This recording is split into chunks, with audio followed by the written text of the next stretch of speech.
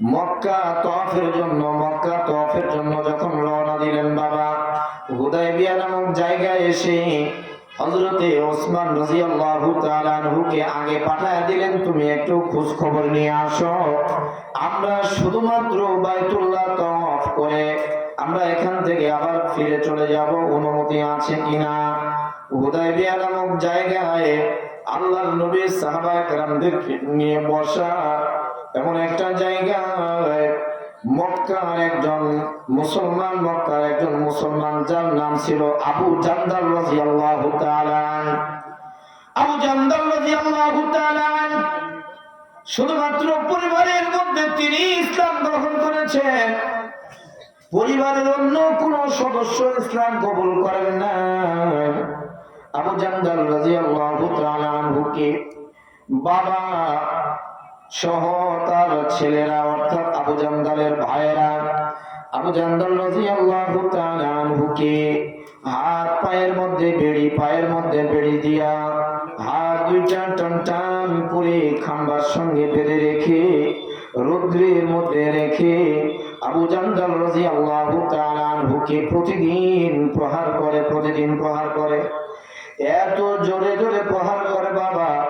হযরতে বিলালের নাম আপনারা শুনেছেন, মুসলমানদের মুয়াজ্জিন যিনি ছিলেন, হযরতে বিলালকে যেমনি ভাবে কষ্ট দেওয়া হয়েছিল আবু জান্দাল রাদিয়াল্লাহু তাআলা আনহুকেও কষ্ট দেওয়া হয়েছিল। আবু জান্দাল রাদিয়াল্লাহু তাআলা আনহুর নাম হয়তো আপনারা অনেকেই শুনেন নাই। হযরতে আবু জান্দাল রাদিয়াল্লাহু তাআলা আনহুকে যখন কষ্ট দেয় বাবা, যখন চাবুকের আঘাত করে, আবু জান্দাল বাবার দিকে তাকায় মুখ দিয়ে জোরে জোরে ডাক দিয়ে বলে, আব্বা এত জোরে জোরে চাবুকের আঘাত আমি সহ্য করতে পারি না, আব্বা আপনি একটু আসতে পারেন।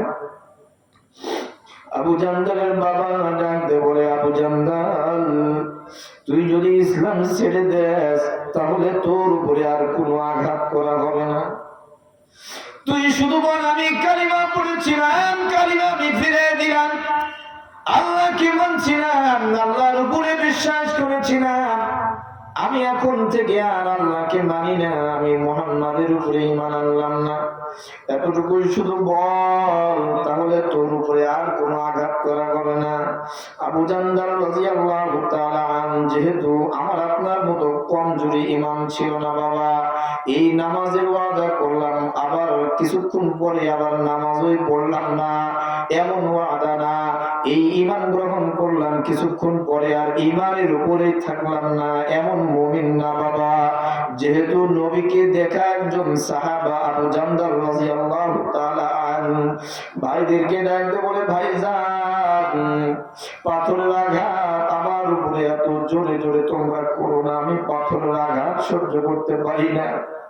আবু জান্দাল রাদিয়াল্লাহু তাআলা আনহুকে ভাইরা, নিজের ভাই, মার পেটের ভাই এত জোরে জোরে পাথর দিয়ে আঘাত করেছে, পাথরের আঘাতে আবু জান্দাল রাদিয়াল্লাহু তাআলা আনহুর শরীরটা ক্ষতবিক্ষত হয়ে যায়।